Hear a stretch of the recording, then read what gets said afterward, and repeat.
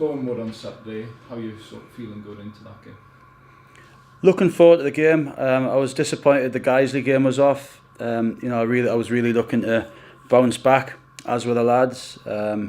Disappointing after the Sutton game for a number of reasons. For the first time in a few weeks, we didn't perform particularly well in the second half, which we always have done. Goals against have gone against us, but we've always performed. We've performed quite well. Certainly the Hartlepool game away, and the performance wasn't had dropped below what we expected. After the game, I'm only human. I was disappointed. I went back down the tunnel very disappointed, but you quickly get over it because it's my job to lift the lads. And if you ask any of the players, one of the main things we say is we can't dwell on it. We have to learn from it. And very quickly after the game, it was about trying to get the belief back and the positivity back, and the fact that we can go and win at Guiseley. So as I said, I was disappointed that game was off, but this is the next game now, and this is the game that we're looking to bounce back with. Boreham Wood going off the league position anyway, are the second highest ranked team left in the competition. So what sort of match are you anticipating? I think Boreham Wood are one of the strongest teams in the league. They've got very good forwards. They've got a very, very strong, physically strong side. Lots of height, lots of physicality. So it'll be a tough. It'll be a tough game. It is. It's a cup game. It's a game that both teams want to get through. But as I said, we're looking to bounce back from one of the probably only really disappointing performances since I've been here. There's people dying to get in the team. There's people playing for places.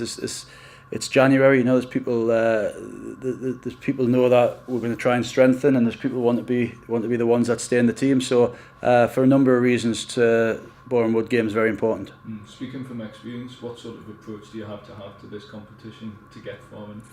I think cup games are a better chance than maybe league games to go in there with a load of positivity and go for it, because it's a one-off game and it's a game that you have to win, and you can't go into it thinking any negative thoughts. It's a game that you have to go for and go for the jugular, and that's what I'll be telling the lads. If we don't get through, it certainly won't be because we've tried to sit back and sort of pinch a goal at the end. We're gonna go into this game, and the lads knowing that it's a game that we have to be unbelievably positive to win.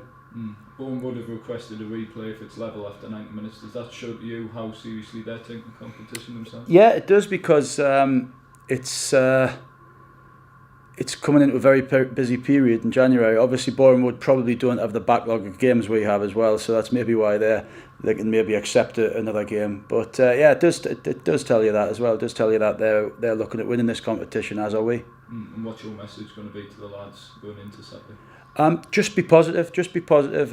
Again, put into practice everything that we do on a day-to-day basis. And just find that belief again, and I can talk to them, and we've had a good week.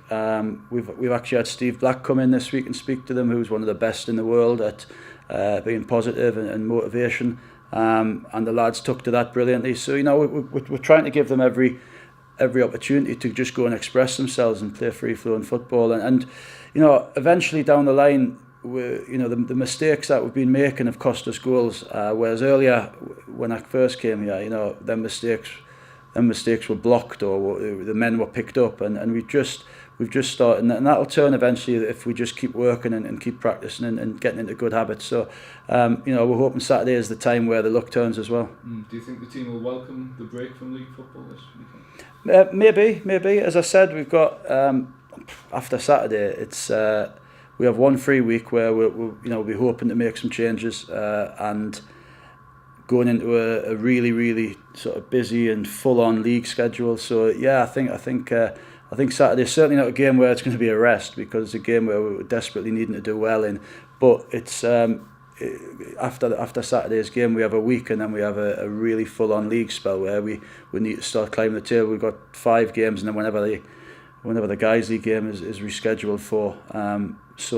But lots of points to play for. Yeah, and how's the team looking fitness-wise going into Saturday? J. O'Donnell's still feeling his injury, as is Monty. I'm very surprised if they'd make Saturday. Greeny's injured, but I think he's cup tied anyway, so he wouldn't have been involved. So, but it gives other people chances. You know, we brought John Mellish back, and who's done well on his loan, and he'll probably be in around the squad. And as I said, you know, we're hoping to bring bodies in next week as well. Was it frustrating to lose both Callum Williams and Robbie Tinkler this week? Yeah, it was. They've both done well. You know, we're hoping there's still something to be done with both of them, but when they go back to the clubs, and they've both got agents, you know, they'll probably be looking at other options. Every player really would look to play higher. That may be what they're looking for, but we've showed an interest in bringing both of them back. And as I said before, you know, there's other targets that we're hoping that will slot into place. Niall Bell was training with the side today. He gives you another attacking option, if nothing else. Yeah, he does. That's the first time I've saw Niall. I've somehow all the way along the line I miss out on his games. Now he's probably the only one I haven't saw. He's different to what we've got. He's a big physical presence. He's somebody that defenders won't want to play against. And he's technically good. You know, he was technically good today in the practice game. So as I say, that's another option for us.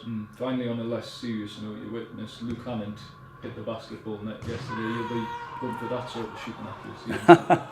Yeah, no, it's amazing that you can hit a net that small from 50 yards, and so we'll be looking to hit a bigger target from a lot closer tomorrow.